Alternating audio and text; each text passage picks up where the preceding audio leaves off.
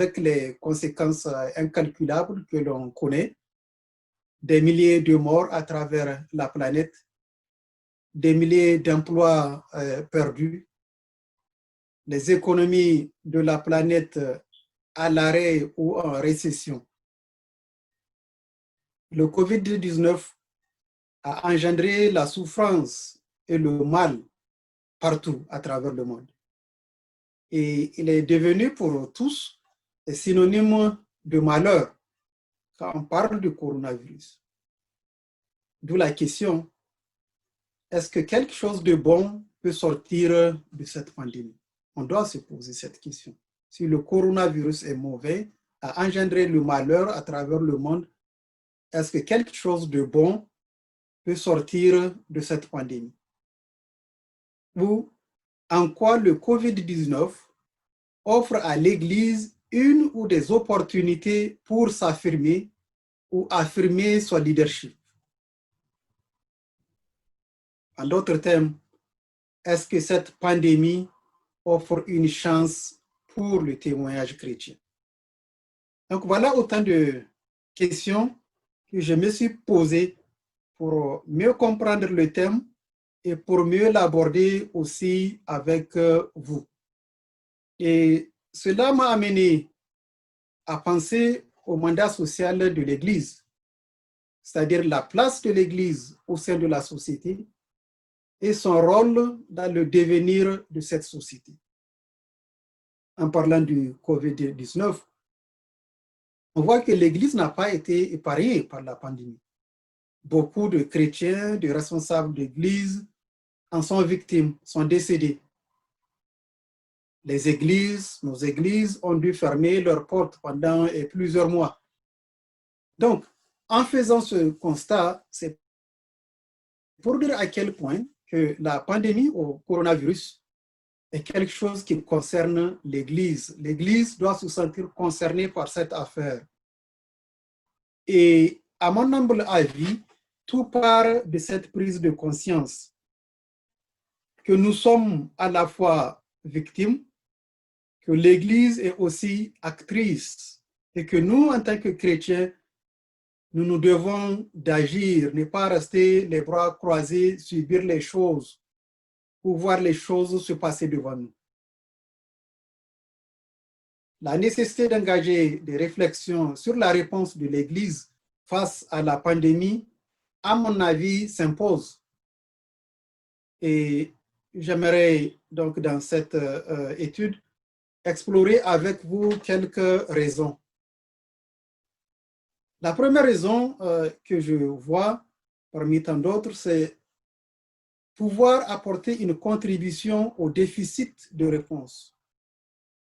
L'Église se doit d'engager une réflexion pour apporter une contribution au déficit de réponse.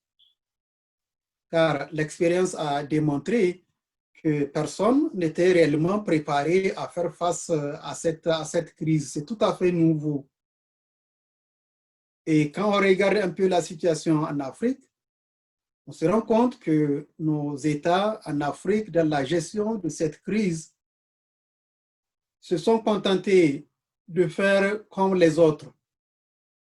Partout, on ferme et puis on rouvre comme les autres, sans tenir compte des réalités locales et sans tenir compte de nos économies de subsistance, où les gens vivent au jour le jour. C'est ça les réalités en Afrique.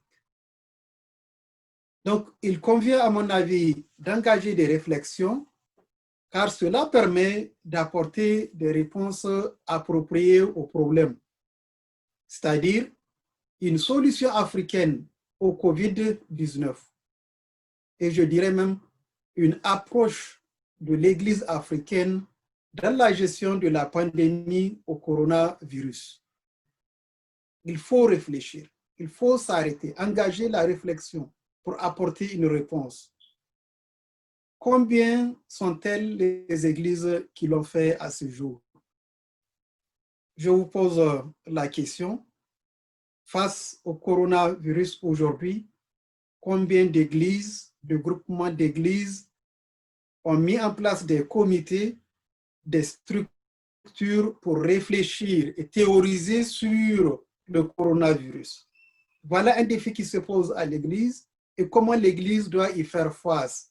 Quelle doit être sa contribution à la lutte contre cette maladie. Voilà le type de réflexion qu'il faut engager. Et je me dis qu'aujourd'hui, l'Église a les ressources pour engager cette réflexion. La deuxième raison qu'on peut voir, il faut engager les réflexions parce que cela permet de capitaliser les expériences passées. Car s'il est vrai que personne ne s'attendait à une situation d'une telle ampleur, le COVID-19, vous conviendrez avec moi, n'est pas la première pandémie du genre à laquelle l'Afrique est confrontée. La pandémie au coronavirus nous rappelle Ebola.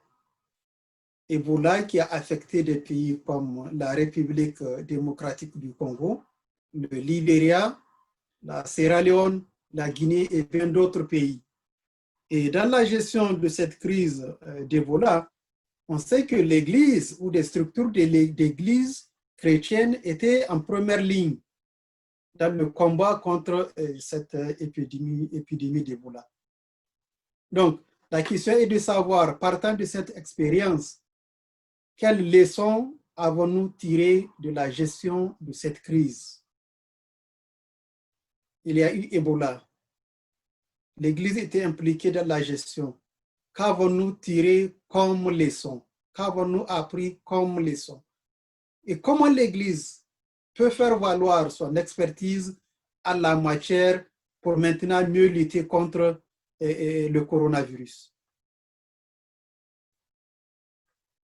Et on voit qu'il y a des exemples qu'on peut citer, et notamment le cas du docteur Denis Mukwege, le prix Nobel de médecine, qui vit dans l'Est de la République démocratique du Congo. Son cas, il est assez révélateur parce que l'hôpital de Panzi, dont il est le fondateur et le directeur, a été à l'avant-garde dans la gestion de la crise d'Ebola et d'autres maladies, d'autres problèmes de santé majeurs auxquels le Sud Kivu ou l'Est de la RDC est confronté.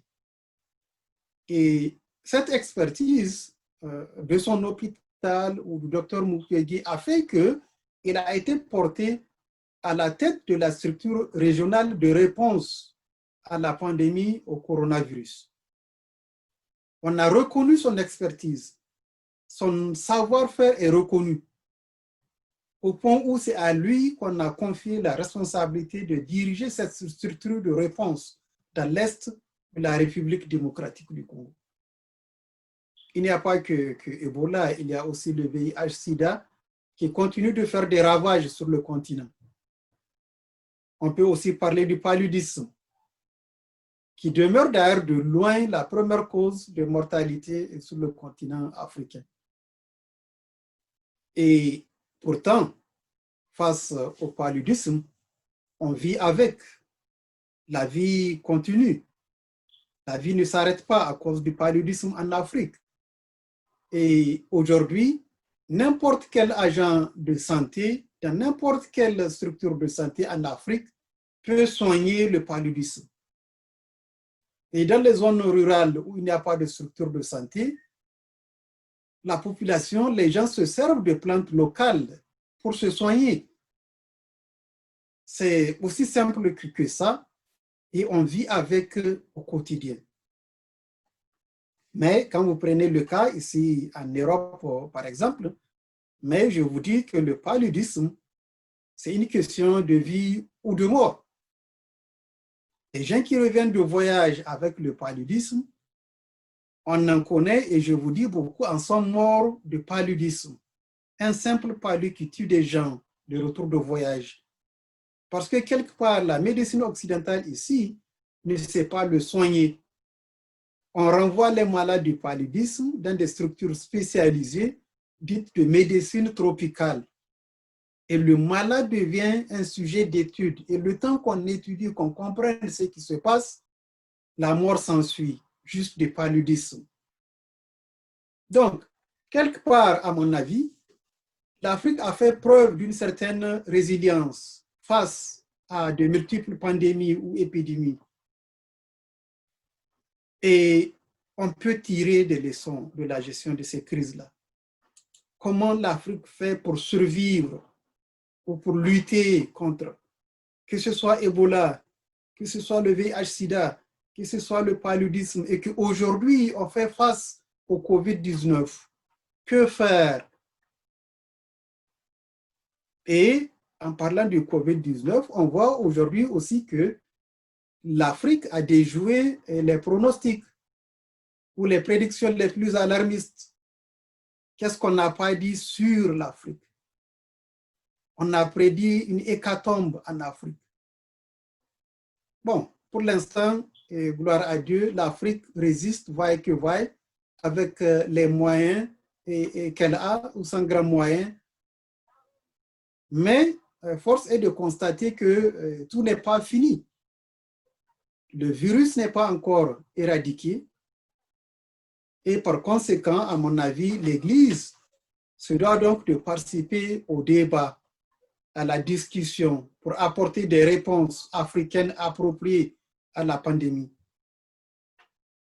C'est une réelle opportunité, à mon avis, pour l'Église de s'affirmer et pour affirmer son mandat social, tirer les leçons des expériences passées pour mieux gérer la pandémie actuelle.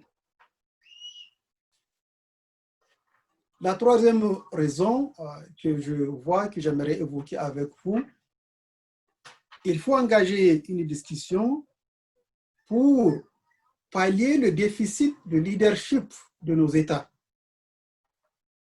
Je disais tantôt que la réponse de nos États en Afrique n'était pas adaptée aux réalités locales. C'était beaucoup plus du copier-coller. C'est ce qu'on voit dans la plupart des pays. On ferme, on ouvre, on fait comme les autres. Et à l'épreuve des faits, on voit que la gestion du COVID-19 a révélé au grand jour les limites de leadership ou les failles du leadership de nos États, à la tête de nos États. Car dans beaucoup de cas, les mesures qui ont été adoptées n'ont pas été suivies des faits pour diverses raisons. On peut citer par exemple l'inadéquation aux réalités locales. On ne peut pas demander à quelqu'un qui vit au jour le jour d'arrêter le travail sans pour autant lui proposer une alternative. Local realities. You cannot ask someone who lives today, day by day, to stop working.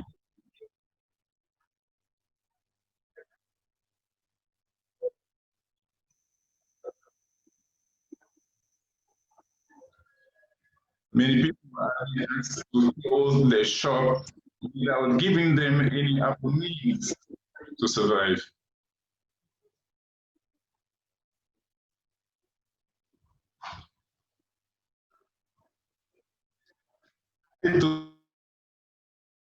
So this is perdu une certaine crédibilité aux yeux de leurs gouvernants, au point où on a assisté à des situations à travers le continent. On peut citer par exemple le cas de l'Afrique du Sud, où on a assisté à des émeutes de la faim dans les townships. Les gens étaient affamés. Au Mali, par exemple, les mosquées n'ont jamais été fermées. L'État, l'autorité n'a pas réussi à leur imposer le confinement. Au Niger, on a vécu d'autres situations où certaines mosquées ont fait de la résistance. Il s'en est suivi des manifestations violentes à Niamey, la capitale, et dans d'autres villes du pays.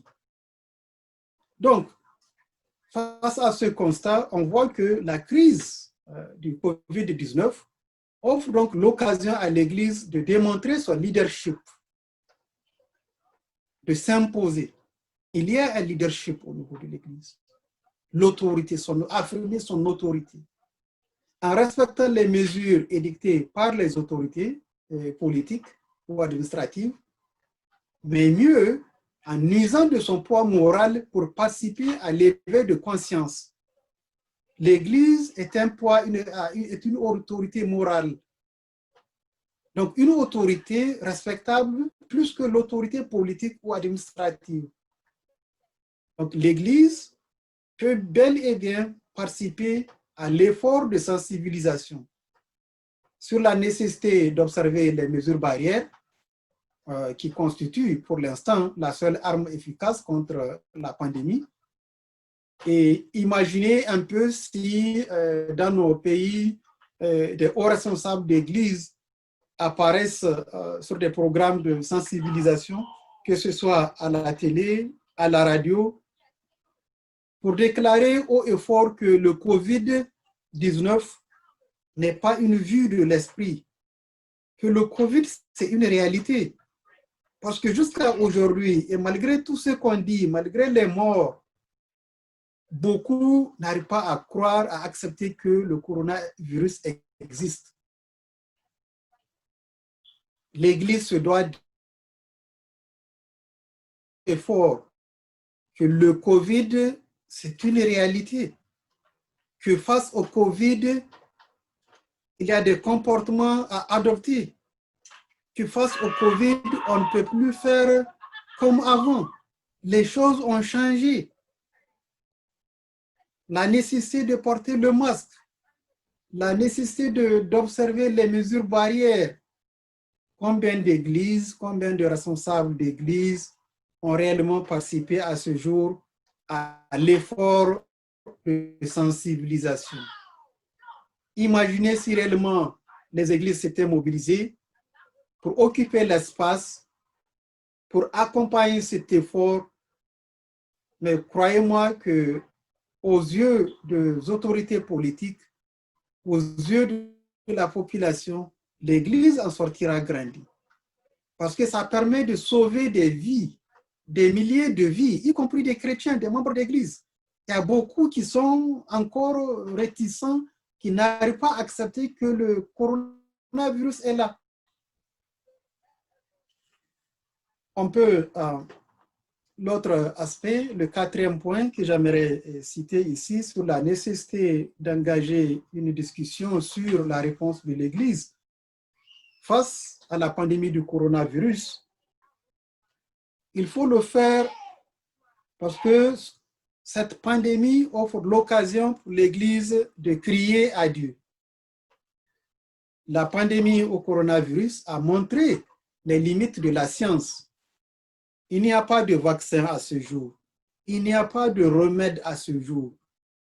Et cette pandémie a révélé aussi au grand jour la vulnérabilité de l'homme. C'est donc l'occasion pour l'Église de s'élever pour intercéder, élever la voix vers Dieu pour implorer sa miséricorde, prier pour les autorités dans la gestion de la crise. Parce que, comme je le disais, personne ne s'était préparé à ça. Prier pour que les autorités aient toute la sagesse nécessaire pour bien gérer cette crise. Prier pour le personnel de santé qui est en première ligne confronté à cette pandémie. Prier pour tous ces chercheurs qui sont engagés nuit et jour à trouver un vaccin à travers le monde. Il y a une bonne raison ici pour l'Église de s'élever, affirmer son leadership et d'intercéder. Et l'intercession, je dirais, c'est ce que l'Église peut faire de mieux. C'est ce que l'Église sait faire le mieux. Et c'est l'occasion d'affirmer effectivement cette autorité, cet outil efficace que l'Église dispose en le proclamant haut et fort. Et à ce titre, l'exemple nous vient de l'Alliance évangélique mondiale qui a organisé une journée de jeûne et de prière le 29 mars. J'aimerais citer ici le secrétaire général de l'Alliance évangélique mondiale à propos de cette journée, où il disait la prière est toujours la plus grande aide que nous puissions apporter. La prière est toujours la plus grande aide que nous puissions apporter. Et il continue en parlant de cette journée. Dieu dit et d'intercéder pour les personnes touchées et de prier pour que la pandémie passe rapidement. On peut ajouter beaucoup de raisons. Mais c'est pour dire à quel point la pandémie offre l'occasion, devant les limites de la science, devant la vulnérabilité de l'homme, de se tourner vers Dieu. Les gens ressentent un besoin de Dieu dans ce temps de crise. L'autre raison que je vois et qu'on peut évoquer ici, sur la nécessité pour l'Église d'engager une réflexion, la crise au coronavirus nous offre l'occasion à l'Église d'exprimer sa compassion, un ministère de compassion, venir en aide aux personnes affectées. La crise a révélé au grand jour la vulnérabilité de l'homme, notamment sur le plan économique, avec toutes ces économies qui sont aux arrêts, des milliers d'emplois perdus, des gens qui sont devenus dépendants. Donc, le Covid a entraîné la perte massive d'emplois et la précarité dans beaucoup de foyers. Et on sait que l'Église, que ce soit en Europe ou en Afrique, a une présence de longue date dans le social. L'Église est engagée dans le social, a un ministère social. Donc, à mon avis, c'est l'occasion pour l'Église d'user de ses réseaux, de son expertise pour venir en aide aux plus démunis. Et son témoignage en sortira grandi. C'est l'Église, parce que l'Église a une présence sur le terrain, parce que l'Église a une certaine expertise en la matière. L'Église est bien partie, ou mieux placée, en tout cas très bien placée, pour aussi faire preuve de compassion, pour aussi venir en aide aux populations, aux plus démunis qui sont affectés. Et il y a des exemples qu'on peut citer, des organisations, comment les églises au niveau local se sont organisées pour venir en aide à d'autres. Ça peut se faire au niveau d'une église locale, ça peut se faire au niveau régional, ça peut se faire au niveau national, mais toujours est-il que tout part de la prise de conscience, des réflexions qui sont engagées et qui permettent d'établir un plan d'action. Comment une réponse? Le sixième et dernier point que j'aimerais évoquer ici, c'est l'innovation technologique, l'opportunité que cette crise offre à l'Église. Parce que dans la gestion face à cette crise, il s'est posé une question à l'Église ou aux églises partout dans le monde. Comment assurer la vie de la communauté en période de confinement? Les églises ont été confrontées à ce dilemme. Les églises ont dû fermer leurs portes, n'avaient plus d'accès, les fidèles n'avaient plus accès aux bâtiments. Et cela constitue ou a offert en tout cas aux chrétiens, à l'Église, l'occasion de faire recours aux médias de masse, et surtout les médias sociaux, les réseaux sociaux, que ce soit Facebook, que ce soit Zoom aujourd'hui, qui est devenu l'outil privilégié de communication à distance, qui nous permet de communiquer, qui nous permet de faire autrement ce qu'on n'aurait pas pu faire avant. Parce qu'en temps normal, ICI, à l'heure actuelle, aurait pu s'attendait à organiser une conférence à Accra. Peut-être qu'on serait tous à Accra pour cette conférence annuelle, comme on l'a été l'année dernière à Abidjan. Mais avec la crise du Covid, avec l'absence des moyens de transport, on se voit obligé de faire recours à cette technologie. Heureusement que Zoom est là. Mais on a vu que les églises ont fait un bon usage, non seulement de Zoom comme outil, mais de Facebook, de YouTube et bien d'autres outils de communication. L'Église, à mon avis, s'est saisie du digital grâce au COVID-19. Et c'est assurément un investissement de longue date qui peut durer. L'Église peut capitaliser cette expertise pour renforcer sa présence sur les réseaux sociaux. C'est un terrain des outils de communication assez efficaces et je pense que l'expérience du COVID permet à l'Église de maintenir cette présence. Prêcher l'Évangile efficacement.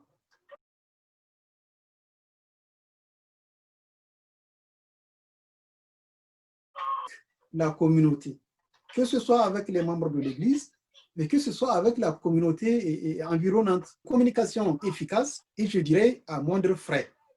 Parce que, à la différence des moyens de communication de masse classiques qui sont la radio ou la télévision, on n'a pas besoin de gros investissements pour communiquer sur les réseaux sociaux. Il suffit d'avoir une page Facebook, des petits moyens, des simples téléphones de poche que nous avons tous pour diffuser un programme sur Facebook qui peut être suivi par des milliers de personnes à travers le monde. Mais quelle opportunité! Donc, quand on parle de coronavirus, à mon avis, à l'heure du bilan, il faut qu'on se rende compte effectivement de toutes ces opportunités qu'il offre à l'Église pour s'affirmer, pour affirmer son leadership, pour affirmer sa présence, pour avoir une présence sociale, pour avoir une présence sur le digital.